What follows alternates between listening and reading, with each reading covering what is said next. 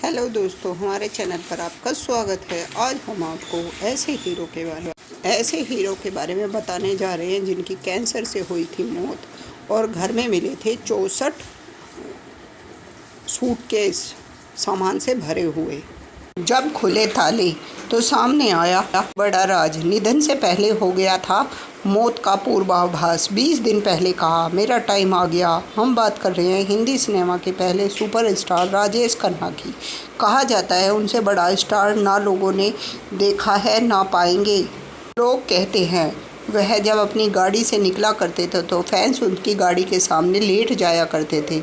उनकी एक झलक पाने के लिए कहा जाता है कि उनकी फीमेल फैंस उन्हें अपने खून से चिट्ठियाँ लिखा करती थी, उनके सामने उनके नाम का सिंदूर लगाया करती थी। इस कदर थी उनकी शोहरत, उनका स्टारडम देखने लायक था और पैसा इतना बेशुमार कि खुद के लिए या अपने किसी दोस्त के लिए महंगे से महंगा तोहफा खरीदने से पहले एक टुक सोचते भी नहीं थे। इसी आदत से जुड़ा है उनका 64 बंद सूटकेस का राज।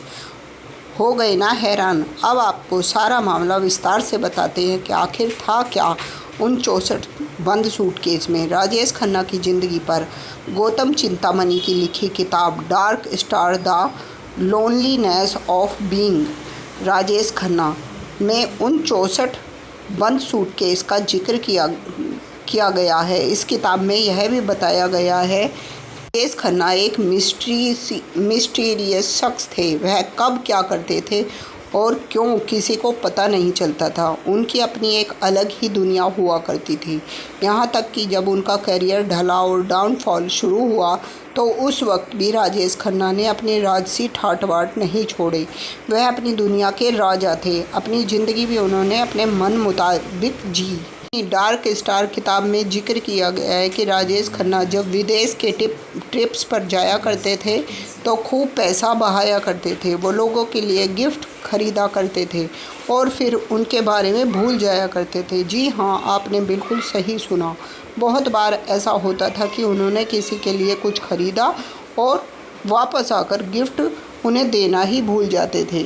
उनके लिए एक आम आदत थी। वहीं गौतम चिंतामणि ने किताब में यह भी बताया कि साल 2012 में राजेश खन्ना की मौत के बाद के बंगले में कम से कम 64 सूटकेस मिले जो एकदम पैक थे। उन सूटकेस में वो तोहफे थे जो उन्होंने अपने विदेश ट्रिप से खरीदे थे, पर जिनके लिए खरीदे थे उन्हें वह देना ही भूल गए, किसी कारण से दे नहीं पाए। सूटकेस के बारे में उनकी मौत के बाद पता चला। हालांकि वह कभी नहीं पता चल पाया कि उन्होंने इतने तोहफे किसके लिए खरीदे।